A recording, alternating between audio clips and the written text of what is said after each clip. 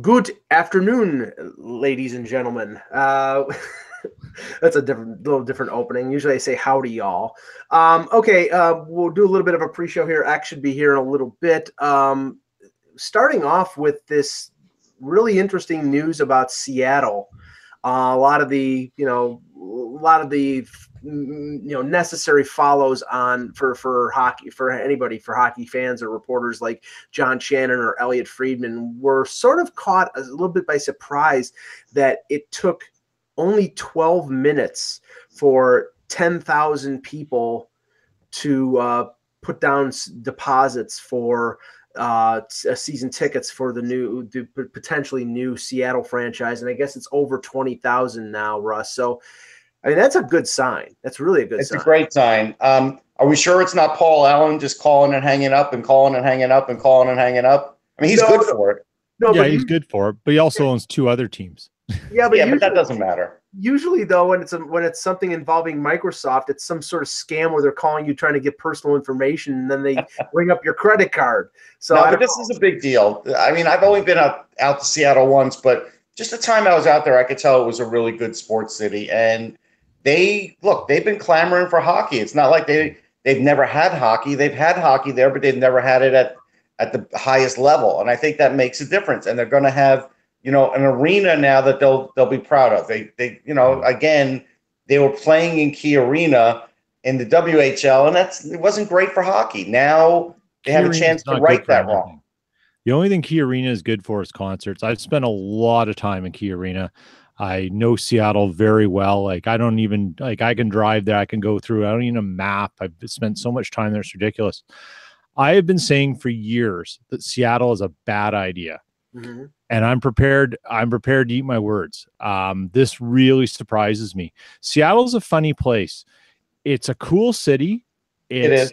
They love their sports. They do, but they're very devoted. I mean, it is a Seahawks town through and through. It was a Sonics town, and it's a Mariners town. And since the Sonics have left, it's really become a Seahawks Mariners town, and they've really taken on, obviously, the Sounders with MLS. But the Mariners haven't really done anything in years. No, but they're still supported, Russ. Yeah. Okay. They still are. It's a destination place. You can tell the passion when it comes to the Sounders. I saw something on the Real Sports with Brian Gumbel where they did a story on how it's at the level of the of European fans when it comes to soccer. The how devoted they are to that team, and it's only been there. It hasn't been there long. No. So, this is great for Seattle. I mean, Key Arena is an abysmal hole. Let's be honest. It really is. I went there for a basketball game in their last year. I liked it. I thought the crowd was lively. I had a good time. No, the arena is very dated. And it was a weird construction to begin with. It's just not a great building for sports. It does need, I mean, you couldn't run anything in it until you renovated it. I mean, I think good for them. They're going to get it done. They're going to get their season tickets. I'm just really curious, what the price points are, and whether this is another case of great. You got a wealthy owner who comes in, pays the expansion fee, you get your team, but the dollar point though, which you have to pay for tickets, doesn't cover the cost of operations, because now you're competing with sponsorship dollars, which you need in the NHL because you're a gate-driven league, not a broadcast-driven league of revenue. Well, and that's going to be the kicker, is what's the price point of these? So the one good thing, and first of all, Jerry Bruckheimer, who's going to be a part owner of this franchise if they do get it, he was whipping up the Seattle-Vancouver rivalry and how out of bounds it will be when they, and then that's very possible, like you said. Hey, I love Jerry, but what's his last good movie? God. Doesn't he? And I'm not saying these are good movies. Doesn't he do the Transformers ones? Oh, does he? And he was CSI too. Yeah, I mean, he's got boatloads, Russ. Oh, I know he's got boatloads. I just don't know what he's been up to lately. But I've interviewed the guy. I think he's a great guy, and he's a huge hockey fan. Well, one of the things is I think what's going to help go a long way in Seattle is having an owner like him, someone who's got a little bit of that Mark Cuban kind of star power is going to help. without the negative aspects of that Mark Cuban is going through right now. But yeah, no, and I also think that the excitement and the fervor right now about Seattle sort of stems from the success that Vegas has had. I mean, it's extremely out of the ordinary that an expansion team is doing as well as Vegas has, not only at the box office but on the ice as well. Yeah. Who's that directed at? Yeah. I mean, what Vegas is doing is unprecedented. And, once they, if they get their franchise, there's going to be a lot of conversations and trips to Vegas by anyone in Seattle to figure out what's going to happen, how they're going to build that. Here's something we're talking about this week and starting tomorrow on my Sirius show that falls into this. Vegas has a shared affiliation with the Chicago Wolves.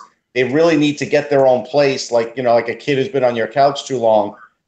You kind of wonder, what's Seattle going to do with that? What are they going to use for an AHL franchise? Like, that's something now that if I were the NHL, I would almost work out a deal with David Andrews and make teams that are brand new have an affiliation right out of the hopper, because otherwise things go askew for the kids when they start rolling in. Yeah, I think the best thing that could happen is if you get another or find a franchise in the AHL that's in the Western Division that you can get teams there.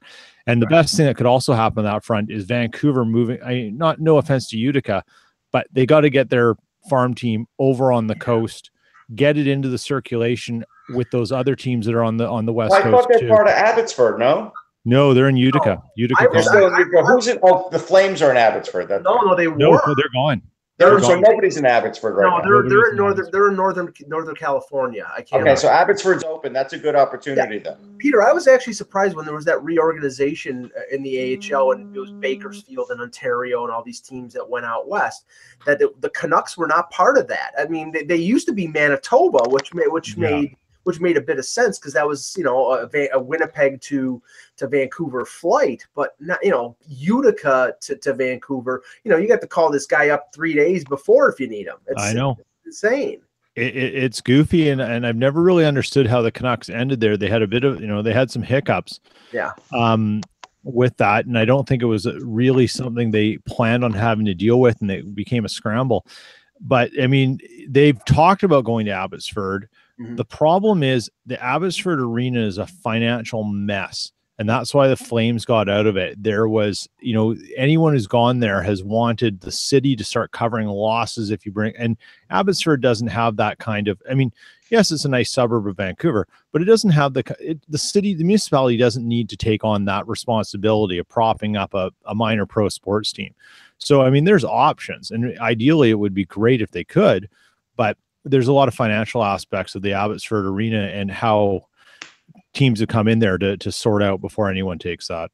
Okay, let's start the show, and I got a couple things to talk about here. Hello, Hockey World. Today is Thursday, March 1st, 2018. I am Peter Tessier coming at you from balmy Winnipeg today, plus temperatures. Snow is melting. Life is good. I'm Russ Cohen from Sportsology. We have no snow. We haven't had it in weeks. Yes, and I am Michael Agello, and we're preparing for snowpocalypse here in Buffalo. 5 to 10 inches of snow, and actually weather was part of a little bit of news today about the outdoor game in Annapolis. We'll talk about that a little later. And this is the Hockey Buzzcast here on HockeyBuzz.com. Eklund will be with us hopefully shortly. Start off with the post deadline, and we'll it'll be appointment television on Saturday when they have the Saturday night headlines on Hockey Night in Canada, because what will start to bleed out is the trades that almost happened and didn't happen for one reason or another. And obviously we talked about Carlson yesterday with Kevin Allen, and that Vegas was into the last point, probably half hour before the deadline, before that got shut down. But there was a report here that the Flyers kicked tires on Mike Hoffman, which I can see because Hoffman's controllable for, I think, another 2 years at a fairly reasonable I think it's 5.1 something cap hit, which is that's not out of the ordinary. And he's a good scoring, speedy winger. And the ask apparently was a first round pick and Travis Sanheim. And the report was like, it said Needless to say, any negotiations or discussions didn't advance much farther than that. I don't think that's an unreasonable price for a winger like Hoffman. Russ, I mean, you've seen Sanheim, you know the Flyer system. They're loaded on defense. Why would they balk at something like that? Well, a couple reasons. First one is he is their best defensive prospect.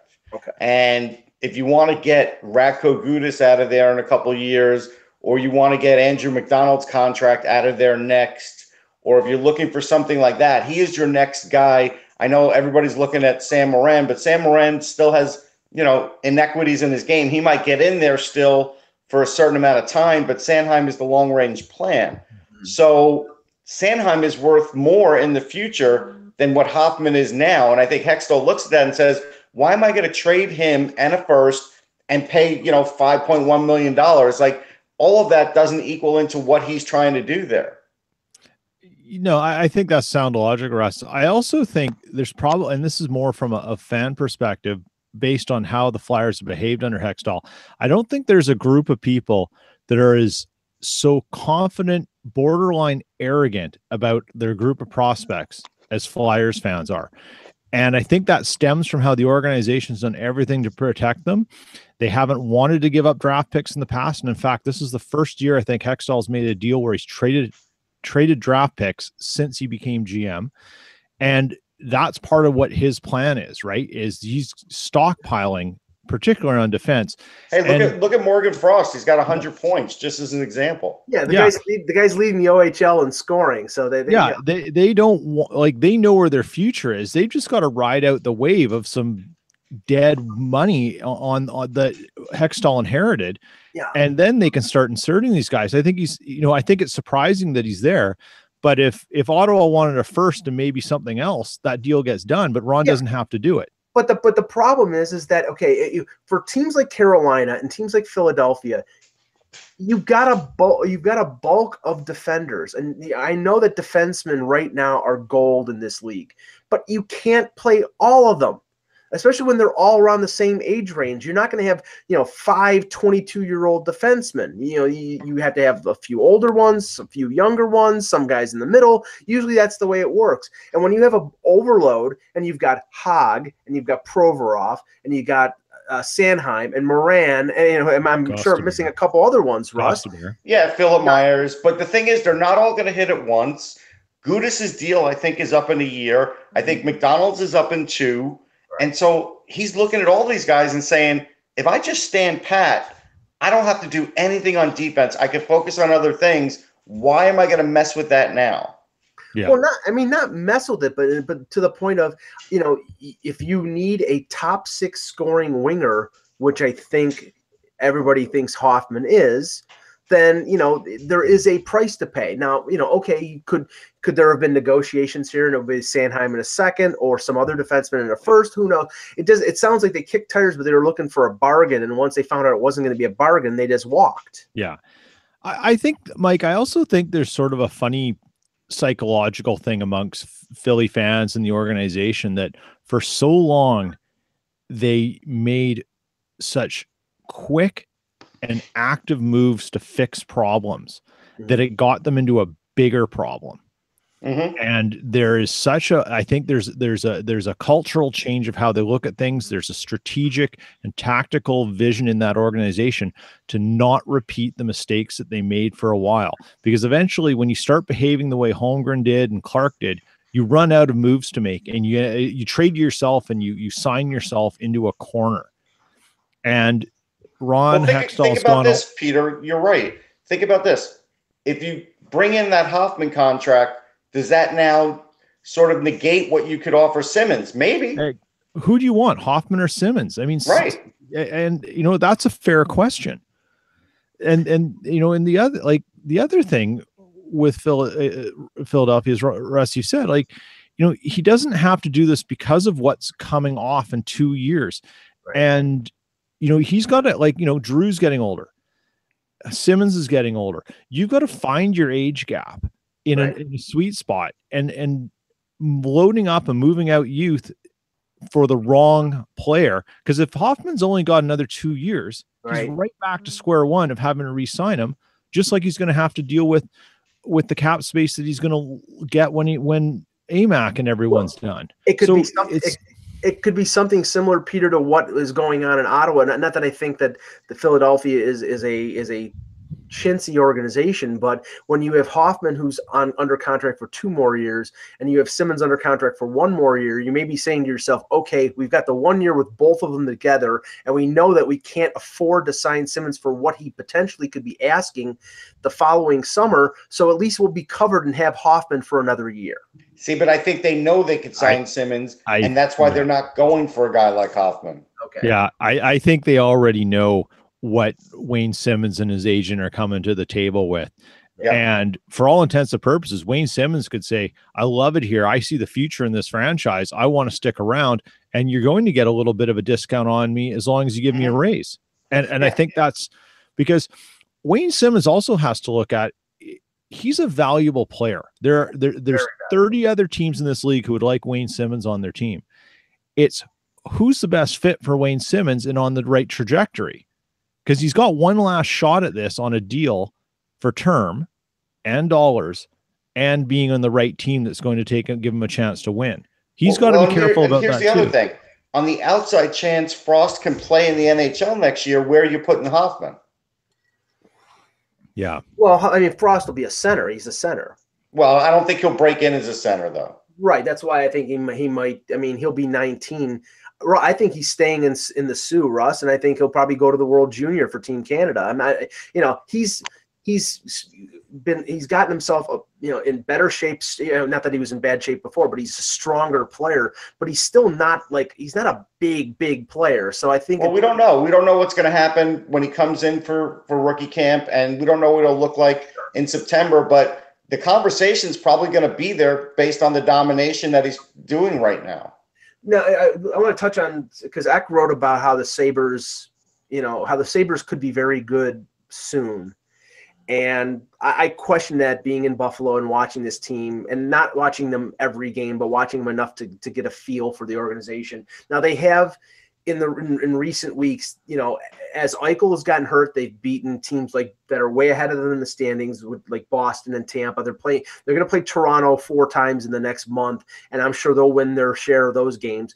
And I think they're winning those games because these games are the only thing close to a Stanley Cup playoff game that they're going to have.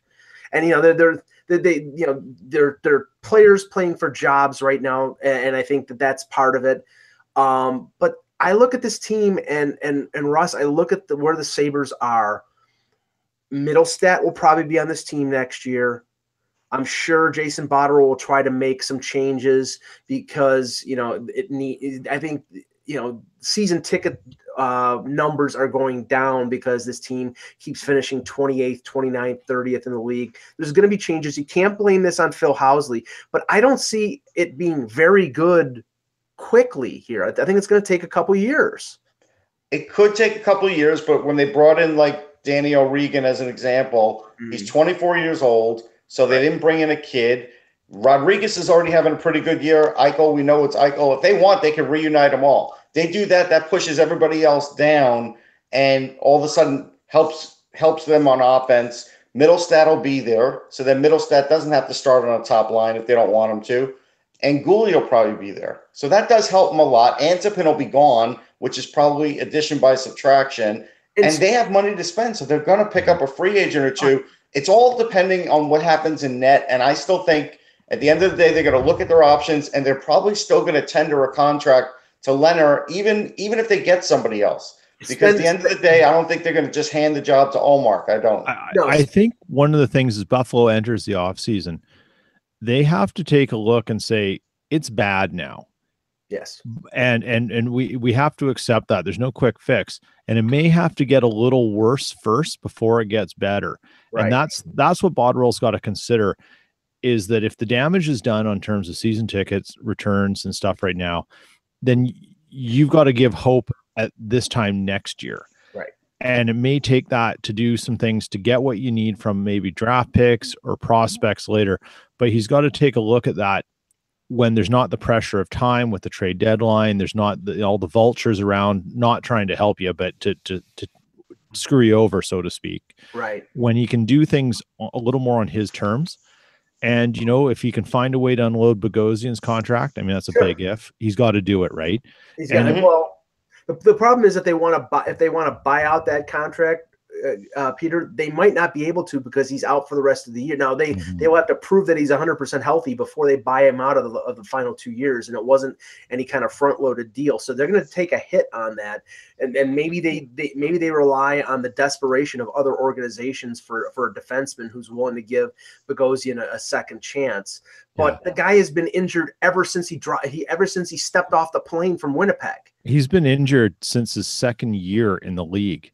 Yeah. And if you've ever read the book, Ken Campbell's, it's called Selling the Game, and it's about the business of hockey and junior hockey and stuff. He actually does a really interesting bit on Bogosian, and he talks about how he was leaving Messina, New York, and going up to Ottawa for training sessions as a teenager. This might be a guy who simply burnt his body out way too early. Yeah, we've been talking about that forever. Overtraining. Yeah, I know it's been a topic before. And, he's the kind of guy who, all the players in the first lockout in 2005 who said, Slaney said it, the reason I could keep playing longer because I had that year off. Bogosian's the kind of guy whose body just might need a year off. And remember, Bogosian was taken before Pietrangelo. Yeah. He was taken third. Pietrangelo was taken fourth. Hey, Ak. Hey, you guys doing? We're talking about the Sabres, because you wrote about them, and Right there, okay, no, I was just saying, being here in Buffalo, taking the temperature of the Sabres fan here, there's not a lot of optimism right now. I mean, I think Botterill, I don't think they would have chosen him if he wasn't a capable general manager. He got what he could in the Kane deal. It was a bad hand he was dealt in that respect. And they do have, the Eichel is a player to build around, but there's questions in goal. And Russ pointed out that Robin Leonard probably will get qualified because if they don't qualify him, he's a UFA and somebody would probably gobble him up. But I think that the organization likes Ullmark and Rochester has played pretty well this year, and Ullmark has had a pretty good season there. So I think he's at least going to split time with them. But right now, they got to pray they win the lottery and get Rasmus Dahlin because they need their defense has been in flux for about 4 or 5 years, and I think only the addition of a linchpin number one defenseman like Dahlin gets them out of the trouble that they've been in the last few years. Yeah, I mean that makes total sense. I read the article though, just thinking. But sometimes, I mean, obviously, Sabres fans have been through such an emotional roller coaster, and it's hard to see the forest to the trees, so to speak, when you're in that kind of situation. I mean, we've all been fans of teams like that or what have you, and it's you get to the point where this team sucks, this is terrible, and they've been on this ride back and forth, they look like they're getting a little bit better every year. I mean, this year we were all talking about they were going to maybe push for a playoff spot. I mean that like in Edmonton, we talked about that for years before Edmonton finally pushed for a playoff spot, and then they went back to not pushing for a playoff spot again. But I just think that I haven't watched that much Buffalo this year just because of the fact that, we're watching as much as you can in different situations, and they've been out of it for the most part. But I watched them last night, and then I watched a little bit, went back and watched a couple of their other games recently where they had some success. And I think that Sabres fans should be a little bit more optimistic than they are. I think that there is stuff there. There is talent there. There is speed there. There is, I mean, they really should have won that game by a lot last night. I mean, they were much better than Tampa through most of that game. Well, this is the thing, and if you look over your right shoulder, that is the reason why there's so much negativity in Buffalo right now, and that's because they look at Toronto. They look at the fact that Toronto started their rebuild after they did. That Toronto struck out in the lottery in 2015, got Mitch Marner. They got Eichel. Eichel is a very, very good player. I don't think he's generational like McDavid, but I think he's somebody to build your team around.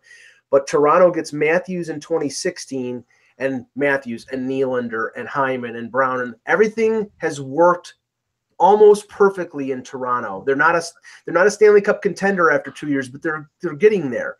And in Buffalo, they made Tim Murray set this team back by acquiring Bogosian acquiring Kane, adding a ton of salary. He wanted to rebuild and retool at the same time and quickly, and it is an unmitigated disaster. Now they can climb out of it, but now Botterill is basically rebuilding this team for a second time in 3 years. That's what's happening. I don't know. I mean, first of all, I think that yes, the fans are always going to look at Toronto, but I don't think that the management's looking at Toronto. Not management, but the fans are. And that's normal. I mean, just, like in Philadelphia, the Flyers aren't good, and or in Winnipeg, if the Jets aren't good, you're going to look at Calgary and Edmonton. You're going to look at you're going to look at the rivals you have, of course, and see how they're rebuilding. But I think that I think the two situations are totally different than each other. Like they're I mean, these teams are only close in proximity to each other. I mean, besides that, there's nothing similar. I mean, there's no reason to compare them, and there's no reason to. Well, they tried to tank, just like Toronto tried to tank, and the ping pong balls didn't work out right for them. I mean, that's the difference, right? So it's not fair. I mean, they should have McDavid, they really should. Toronto, Buffalo.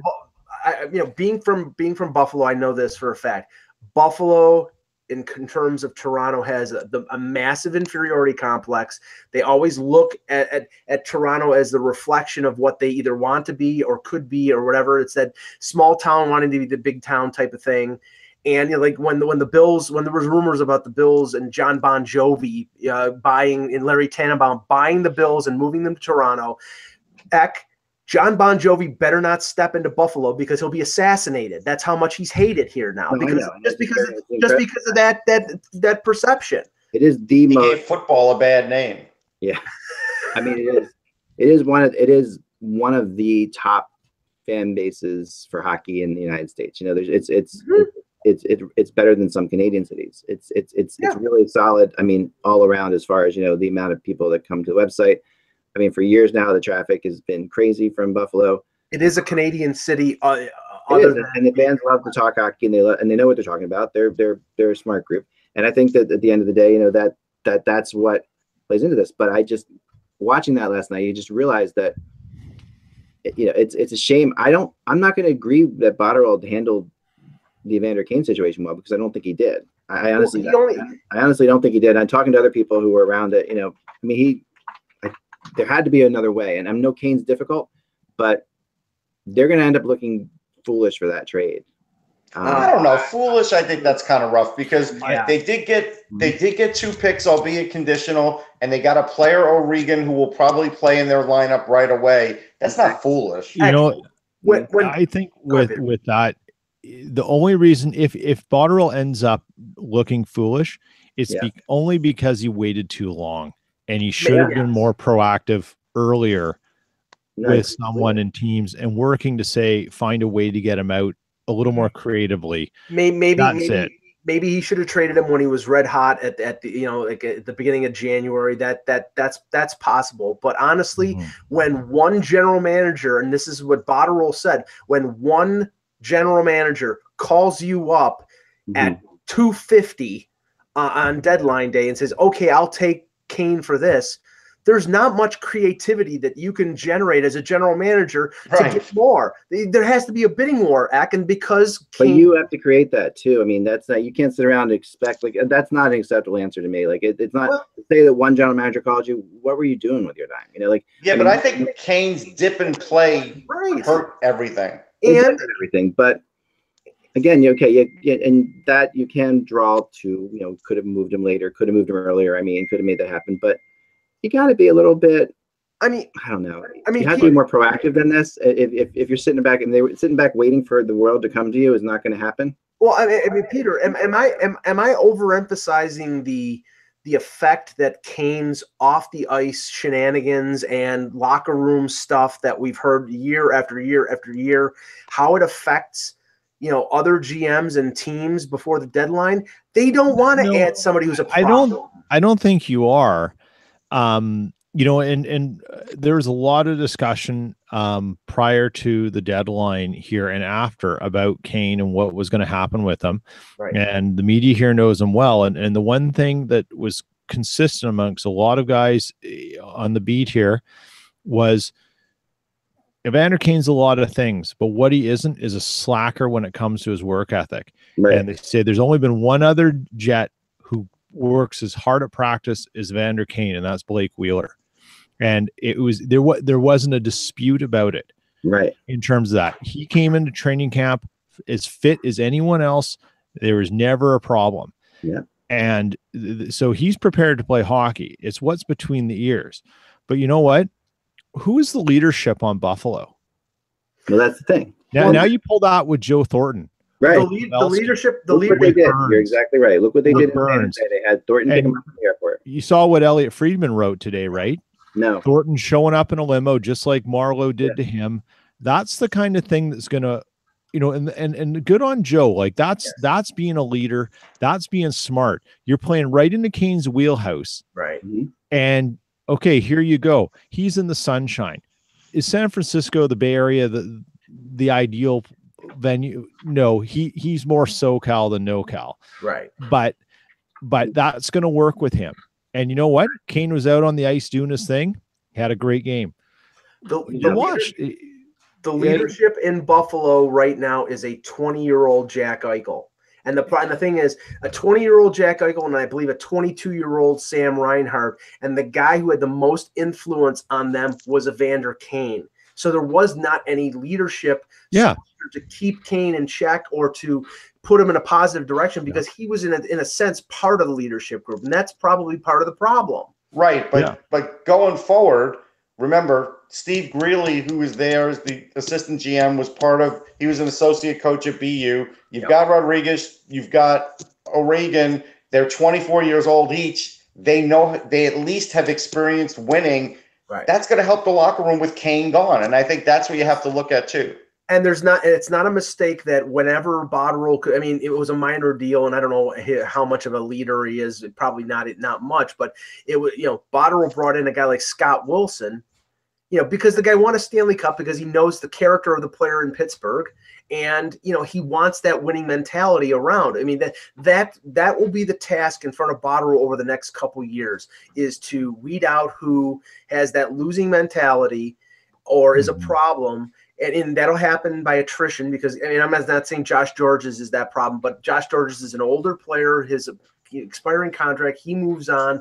They move in younger players, and they go in that, and then hopefully they go in a positive direction. And if that happens, then I think, you're right. In a couple years, with talent coming in like Middlestat, they can turn things around. I'm not even looking at Middlestat, and he's obviously a stud.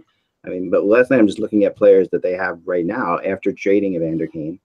And they're still not healthy either right now. So, there's a lot there. The one thing I will throw out there, just throwing this out there, is, Phil Housley. Like, is he the right coach for the situation? That's something we don't know. We don't know, but it's tough to make chicken salad out of chicken bleep. See, I'm not going to buy that completely because there is some talent there, and what we've seen, not enough. After what we've seen in Vegas, come on, there's no question that this team could be better. I'll say this. Next year, if Gooley's up and they bring Will Borgen into camp and they have a chance of having like a decent 2 defensemen coming into that mix, then if Housley doesn't do well, then maybe there's something up. But again, and that's a little pressure on Borgen, but he's not like a kid. Right. Housley should be able to make their defense better. The one thing that's a concern for the Sabres, though, Alex Nylander is not playing great in the American Hockey League. He's their 2016 first round pick. He was a top 10 pick. They need that player to step up and contribute, going into his third professional season, because he played in Rochester for a portion of last year and all of this year. And then next year in his third year, they need him to contribute it. And right now he's not showing the signs that his older brother William has shown in Toronto of being a difference maker. Yeah, no, that's true. Yeah. And that's gonna play into it for sure. Now, Peter, I wanted to ask you about this because I tuned in after the Leaf game to the third period of that Winnipeg-Nashville game. That game was insane. And the one thing about that, and we talked about this with Kevin yesterday, is the fact that matchup more than likely is going to be a second round matchup. It's not going to be the Western Conference final. And that stinks. That really stinks. But I'm looking forward to that matchup if it happens. Yeah, I mean, you know what? That was a game. No one's holding that game up as a masterpiece of how you want a game to go for either team. Right. Winnipeg giving up 2-2 goal leads, and Connor Hellebuck he had an off night. Like that game normally doesn't get away from the Jets. With Hellebuck, he let in probably 2, maybe 3 goals he wants back. Right. But I think the interesting point in this, and it was talked about later, was Subban and Scheifele. And Scheifele wanting to drop the gloves and go with them. Subban kind of moving away from him. And then after, Scheifele kind of brushing off, just like, yeah, just whatever. And it says a lot about Scheifele and sort of where his game is and how he's looking at being a leader and a player in the league, and that he's not going to take gruff from anyone. Right. And it sort of says a little bit about Subban that, he was willing to get into that kind of muck with the top guy and risk taking the penalty to play that kind of psychological game with them, which those are the ingredients you salivate at for the playoffs. And it could be a lot of fun. And these two teams they still have 2 more games with each other, one in Nashville and one in Winnipeg. So get ready. Yeah. I think they're going to be good, but I just don't think Winnipeg's at the level of Nashville, and that's going to be the problem. They don't have the level of, I don't want to say expertise, but really just veteran leadership. They still don't have enough of it. And I think, unfortunately, Nashville and these sort of big games, and if they ever do play them in the playoffs, that's going to be a big edge. Yeah, I think so too.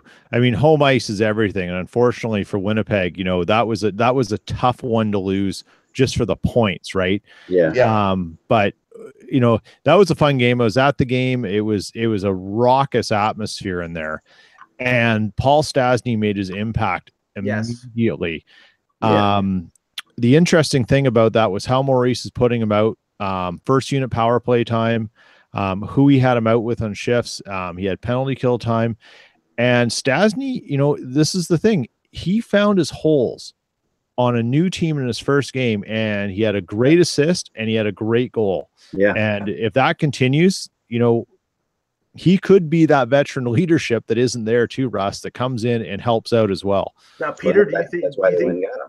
Do you think they're sort of like work? I mean, it's only been less than a week, but do you think like that Cheveldayoff is like working on him to say, hey, it's going to be great here. We got a future, No, that'll happen. I don't think he needs to do that. I think they just want to play hockey. Okay. And if Stastny's agent calls up Chevy, and you know what, and Stastny's agent is the same agent for Blake Wheeler. Okay. If they, and Blake Wheeler can be signed after July 1st too. So there might be lots of talking going on there. Just in general, you never know, right? People tend to like Winnipeg a little more once you've been here, as opposed to just dropping in and spending a night in the middle of January. And it's warming up. The city's going to be a little dirty with snow, and then it's going to be really nice, and you never know. Good. Yeah, no, I agree. I mean, I've heard a lot of people who like Winnipeg a lot more than there's a certain hockey players, especially that that say they want to play in places like Winnipeg or Edmonton. That's what you hear a lot. I mean, there are certain guys that are geared towards it. When you find that kind of guy, that's impressive. I mean, the Blues, I know, were really upset about the Stastny trade. Players were, and all you can assume is that, and I don't know if this has even been reported or whatever. I don't know. But all you can assume is that Stastny just said, I'm not coming back, right? Like, and there's no way I'm signing here again. I don't think it was that, Eck. I think it was the fact that St. Louis had lost 6 games in a row. But for what they got, that it has to be, I mean, they were so, this is a definite, we got to get something instead of nothing trade to me, because there's no reason. There's no reason to do this trade otherwise. And when you're that close, you're still that close. And they really didn't get a whole lot back at all, honestly. Well, you know what though? They got a first. They got a first, and there's a lot of guys who really like Eric Foley. Yeah. And Russell know a little bit about this, but what I read out of St. Louis was they started talking to some of Foley's teammates, former teammates, some of the guys there, and they were glowing about this kid. And he can play. He's got a great shot. He's got excellent speed. They still have to sign him though. Yeah, but they've got till 2020. I know. So, and I think that was part of one of the concerns is that, if he stayed in college till 2020 for Winnipeg, okay, it buys him a little more time, but he was going to be buried in the depth. Like there was no question. And the way Vesalainen's worked out in terms of what he's doing in Finland right now, Foley wasn't going to be there on that roster for some time. So it's a good use of an asset for him. And I think likely, I don't know much about where Foley's from, but if he wasn't being talked out of to go pro yet, he's going to have a way better chance of thinking about going pro if he's in St. Louis's organization than with the Jets. Well, he was in the USHL, and then he went to Providence, and I got the feeling he probably would finish out Providence. But I think now he can finish out Providence, and I think there's at least the expectation he'll stay with St. Louis, whereas I guess Winnipeg either got the inkling he wasn't going to be there or didn't have a place for him. We don't know. I think it's a little of both, Russ. In terms of drama in the last 5 weeks of the season here, I have to say we have to look to the West, because if you look at the East right now, I mean, the Atlantic is complete. There's a gulf between third place and Florida. It's 20 points, so I don't think they're going to make that up. And if you look at the wild card race right now, New Jersey's got 74, and the team that's in ninth place has got 65. So that's going to be tough with 20 games. The only team I see that's out on the outside looking in right now that has a chance to catch up is Florida, because they have 3 games in hand and they're only 5 points behind, and Luongo is healthy. But other than that, Carolina, the Islander, I think they're both going in the wrong direction. I don't see any race other than Florida catching up to one of the wild cards in the East. I'll say this. I was really disappointed watching the Islander game start and seeing that they're still just trotting out Halak. Like, that's it. They're going to live and die with Halak, and I just don't get it, because last year Halak couldn't even see the ice for most of the season, and then he got called up. Like, I wish I understood what they were doing there. And Barzal, they're just wasting a great season by this kid. He might win the Calder and might not make the playoffs. He's got 67 points. Like, he's starting to get to a point area that we haven't seen from a Calder guy in many, many years, and they may not make the playoffs. It's absolutely crazy. And they could have done something for a goalie at the deadline, which is what's really sad about it. Heck, I destroyed the Islanders yesterday. I think Garth Snow abrogated his responsibilities as a general manager. There should be more billboards up in Brooklyn asking for him to be fired, because he didn't do his job. He traded a 38-year-old Chimera for a 13th forward in Chris and Wagner, and he got Brendan Davidson, who's got more stamps on his luggage than whoever. But I'm just saying it's just. That's not what you needed to do. And honestly, he's given more fuel to the speculation of John Tavares leaving simply by his mismanagement of that team. I agree. And what's crazy about this, though? I was looking at the Islanders' schedule the rest of the way, it's really not that bad. I mean, they honestly, look at who they're playing, and they could have made up ground. I mean, they are playing against some teams that they historically don't play well against. They can't keep giving up 3-4 goals a game. That's the problem. They've got Montreal again coming up tomorrow. So they've got like a home and home sort of separated by a day with Montreal. And then they have Pittsburgh, which is going to be tough. But then you got Vancouver, Edmonton, Calgary. And then you've got back and back against Washington, which is going to be tough. But then you have Carolina, and then Pittsburgh and Tampa Bay. That's hard. I'm not loving this for the Islanders. No, and believe me, that it doesn't play out well like in my projected standing, because these are tough games, but they're not impossible. Because then you got Ottawa, Toronto, New Jersey, the Rangers, Detroit. I mean, it's and basically Philly. So I mean, it's a tough. I guess I don't think the opposition really matters with the Islanders. It's what they need to do to correct the flaws that are just inherent in that team, and it's either find goaltending now, which has to come from within the organization. They need a goalie whisperer in their toot suite, and they need some defense. Like, they need something that's going to stop them bleeding through the goals. They're playing on their schedule are good offensively. You know what I mean? Unfortunately, now for the Islanders, since they didn't do much at the deadline and haven't shown much since then, the narrative for Tavares going to the Rangers is increasing in New York, because The Rangers are making moves to make their team better. They're clearing cap space. Right. This story is not going to go away for a while. No, it's not going to go away at all. I mean, it's not going to go away until everything's done. I mean, they are unless Tavares comes out and signs with the Islanders, it won't go away. You're right. Yeah, it's not going to go away. And if he goes crosstown, Russ, that's an arrow in the heart of Ledecky and Snow. I mean, that is the worst possible outcome for them to lose him to the Rangers. They may as well pack up their bags and go someplace else with their tail between their legs. The only way they could recoup, Mike, is if they realize before the draft that he's not going to re-sign. They could at least trade his rights to the Rangers and get one of their first-round picks. Yes, that's true. Now, and I think the Rangers would do that. Oh yeah, yes. They would. Yeah. No, they definitely would. I mean, there's no question. I mean, the other thing about them that's kind of crazy with the Islanders, and they're in a worse situation than the Sabres in a lot of ways. Like I was looking at these two teams. I mean, I don't know. I don't think. How could you say that? No, just because of the players that they actually have signed and the players they have moving forward. I mean, it's like there's the Islanders. The Islanders have, besides obviously Tavares, you've got to deal with the fact that they only really have Wojciech and Leddy on defense, really signed. I mean, that's it. So, I mean, Mayfield is signed. Yeah. They extended their depth guys. They did. They extended their depth guys. Josh Hosang should be with the team next year, I would believe. Or with somebody else, and at least they get something for him. Pulak, I think, is a top 4 defenseman. Pulak's a top 4. They're in better shape than Buffalo. They just need a goalie.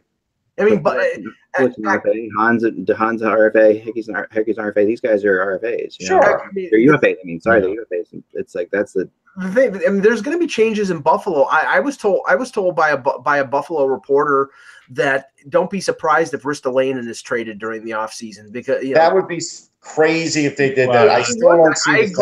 I agree. If Ristolainen is on the market, I hope Lou Lamoriello has got Jason Botterill on speed dial. I'll take him right now. Because he'd be a guy I'd put in my top 2 and of course the analytics crowd thinks I'm insane by saying that because they think Ristolainen is a. But here's the thing, Mike. You wouldn't take him right now because the same names that come up in every other trade talk, you're going to say I don't want him, and then you're not going to get him. Nobody's going to trade Marner and Nylander. Somebody will make a big trade for Ristolainen. Somebody will. And it just won't be the Leafs.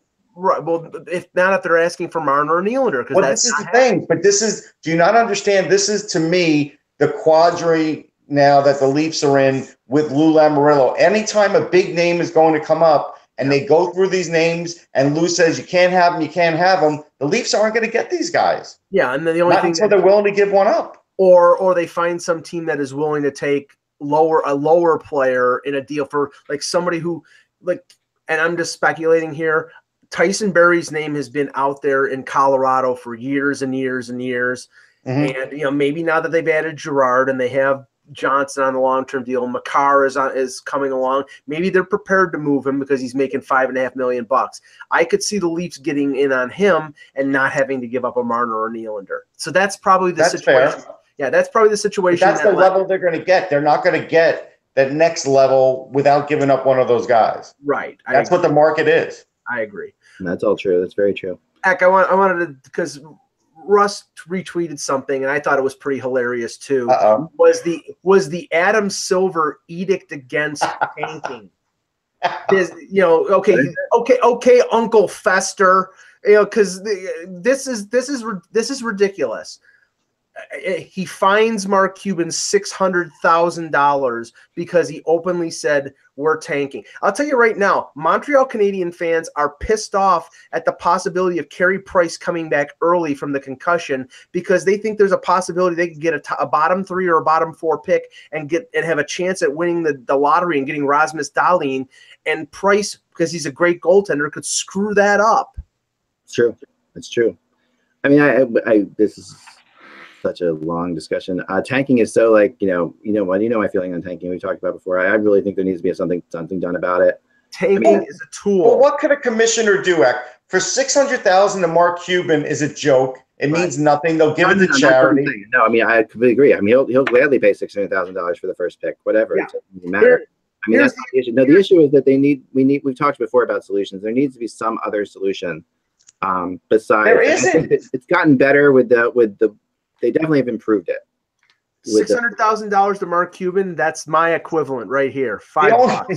Right. The only improvement to this is not talking about it and still doing it, because there's so many teams in so many sports that are doing it. Yeah. Oh yeah. No, it's always going to be done. Unless you come up with another way, like there's. And you're gonna penalize Cuban $600,000 for him being honest and saying we're tanking, and then the completely blatant job that the 76ers have done over the last couple of years, trading the rookie of the year in his second year. Right. Come on, give me. Horrible. You didn't know they were tanking then. No, and there are fans, like you're watching the Montreal game last night, against the Islanders. They're going nuts when their team's scoring, and it's like, and that's okay. And it was always true with Toronto too. Like there are fans that don't buy into this. I mean, they know the big term thing, but they're also, you're paying a lot of money to go watch your team play. You want to see them win. That does happen. I mean, it's not, you can't sit back and say this is great. Like, everybody's in on this thing, because they're not everybody. No, players aren't, but you could eliminate the possibility of winning by getting rid of a lot of roster players. That's how you do it as a GM, right. If you want to do it. Tim Murray basically said, 35 saves for Jonas Enroth, you've been traded to Dallas. Right. That's what he did. He made it impossible. And don't tell me that yes, sure, there are a lot of fans out there who are sitting in front of a TV with a six-pack of Labatt's on a Saturday night, and all they want to do is see the Leafs win. I get that. I understand the mentality. But I tell you right now, in 2015, when the Sabres played Arizona, I'm in a sports bar in downtown Buffalo, and when Arizona scored the goal in overtime, everybody stood up and cheered. Oh, I know. I know. You get to that point, and look how it worked out. They got Eichel, but they didn't. And it could have worked out. I mean, the Leafs didn't get McDavid either, and the Leafs tried to tank that year too. So sure. I mean, everything. But they started late. They started in January, and they got did. to. But if they were the worst team in the world, they would have had the same amount of ping pong balls as Buffalo, and they wouldn't have gotten it. So, the bottom line that's what would have happened. So, you wanted to be the second worst team in the league that year. And I believe when the last lottery ball for Matthews was selected, the team that had the best chance was Montreal. And imagine the change. Yeah, imagine. I mean, everything changes. I was at the great draft after the lockout in New York City. It was crazy. There was a Sidney Crosby lottery, where every team had a chance, and it came down to Anaheim and Pittsburgh. Remember, and that's what Pittsburgh ended up with Bobby Ryan, and Anaheim ended up with Bobby Ryan. And Pittsburgh. Yeah, that draft was in Ottawa. That was a closed one. Yeah, the closed draft. But I was at the actual lottery, which they held in New York. No, you were at the lottery part. Got it. Yeah. Yeah, where it was like the big press conference to announce the lockout was over, and they also did the lottery while they were at it. Right. Is what happened. It's kind of what it was like. So it was funny because we were all in one room. The lottery was in another room, which we couldn't be in, but it was right next to us. And they were equally sized rooms. It was very funny. So I'm like, okay, we're all going to stay here. They walked us past so we could see the ping pong balls and the whole thing. And then they put us in the other room. So they were in a sauna. But it came down to, and it was cool because everyone had a chance. That was kind of fun. They did it in a really good way. But, at the end of the day. You look at it, at the end of the day, teams are always going to try and get these top picks. Look what St. Louis did. Remember I said that, I forgot what draft it was, the Carolina draft, when I spoke to a St. Louis writer, and it wasn't Rutherford, but it was somebody else, and he was so happy that they got into the playoffs to lose in the first round, and I'm like, why in the world would you want to limp into the playoffs when you could have drafted higher? And this year, St. Louis took care of that. They said, you know what? Things aren't going well. I'm going to make the deals I need to make. If we make the playoffs, great, but if we don't, I'm at least making things better for the future rather than limping into the playoffs to only lose in the first round. And they got another first round pick for a guy they probably weren't going to re-sign for $7 million, and that's the way you rebuild teams. That's how you do it. Yeah. St. Louis is too good. You can't. I mean, the other difference you have to remember is there's a couple players that are like 10 times better than everybody else in the draft, right? So you get this situation that, if you're going to finish. If you're getting the 5th or 6th or 7th or 8th pick or whatever, you'd much rather be in the playoffs. I mean, it doesn't make any sense because I think the cutoff for this draft would be after the 8th pick to be in the playoffs. That's what I think. St. Louis, and here's a guy you know very well, Ak. St. Louis's number one goalie the last 25 games has been Carter. I know Carter is carrying it apart. I know. I got to give him credit. He's doing a great job. He's always been a great goalie. And but I think unfortunately it proves what we've always thought about Jake Allen, that he's too inconsistent. No, but the thing is this: to me, I will always tell you the experience that the rest of the team gets by going to the playoffs is better than the 7th or 8th pick overall. I just No, can't. I would disagree. I really. I think again. I don't know. I will never understand that because I've seen what teams go through. Like the fact that let's say Toronto doesn't get to the playoffs last year. They just fall out of it and they get a pick that who would they have gotten? You know, you can figure out. The one fortunate thing about the Leafs is that the guy that a lot of people thought was the guy that they should get, that they thought they had no chance of getting because he was probably going to be a top 5 pick, slipped to number 17. So they had their cake and ate it too. They got that was Liljegren. a lucky situation. That was a very lucky situation. Okay, but after at the end of the day, the Leafs are in such better shape right now going into the playoffs than they would have been if they didn't go into the playoffs last year. This was the first chance to go. So if I'm a GM and I can make the playoffs and I'm going to either get swept or lose 4-1, or I could get Quinn Hughes or Oliver Wahlstrom, someone I can have for the next 15 years, I'm taking the player. Absolutely, the worst place to be is 12th, 13th, or 14th in the first round. You may as well or just could potentially get hurt, who could potentially be a bust versus the experience of 25 players. I don't care. I don't care about the experience of 25. I care about the experience is important, winning. But I care about winning. That's all. All they should care about is winning. And sometimes it's necessary to take a step back to take 2 steps forward. I'm going to use this against you, Eck. How did the playoff experience for Edmonton help them this year? No, I mean, there's no question it didn't help them this year. They haven't. Well, that's the point of it. All kinds of other issues. But at the end of the day, 9 times out of 10, I mean, you're going to get. I mean, is Edmonton going to be better by getting the 9th pick or going to the playoffs? I'll tell you what. Going to that playoffs, even if they don't get back this year, they're going to eventually get back to the playoffs, and it's not going to be McDavid's first time in the playoffs. No, but in fact, it crippled them because based on the playoffs, they signed Draisaitl to $8.5 million on a long-term deal, and that right now looks like a little bit of a miscalculation. It's early to say that. No, I'm not. I think he's a good player.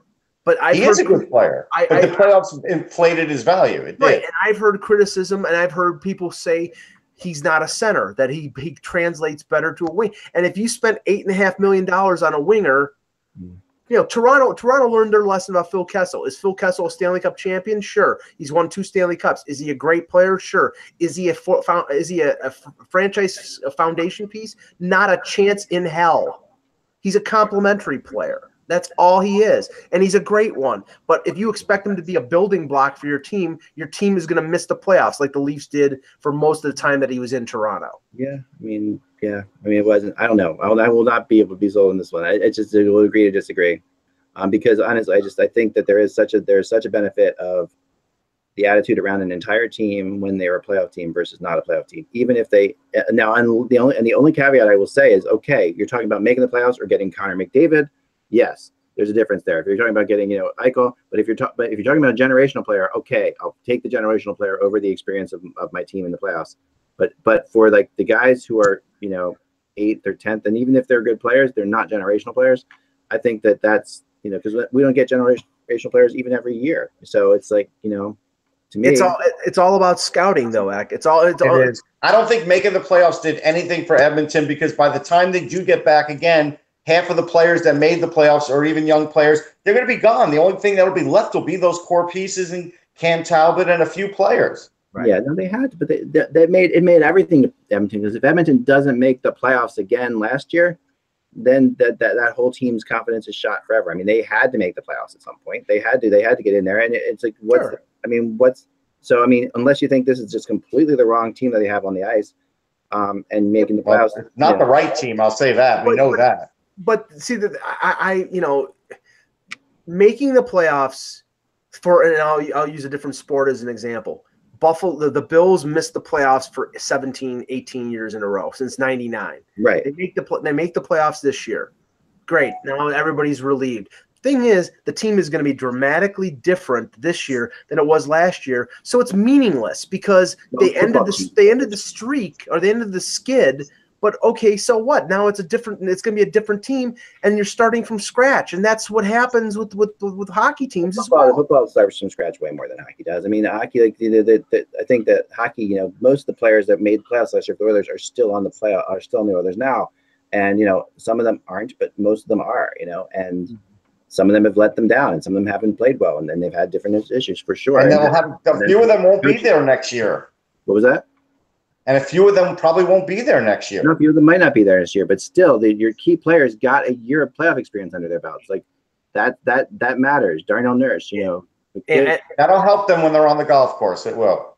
It'll help them when they get back to the playoffs eventually. Yeah, it'll help them when the general manager and the coach are packing up their boxes when they're leaving in the summer. I don't know, guys. We'll talk with anybody. It's always a good debate, but I got to go. Thanks so much for watching, everybody. Thanks for supporting us on patreon.com/hockey. We really appreciate those of you who do. Remember, without the buzz, it is just hockey. We will talk to you tomorrow. Lots of games tonight. Enjoy them.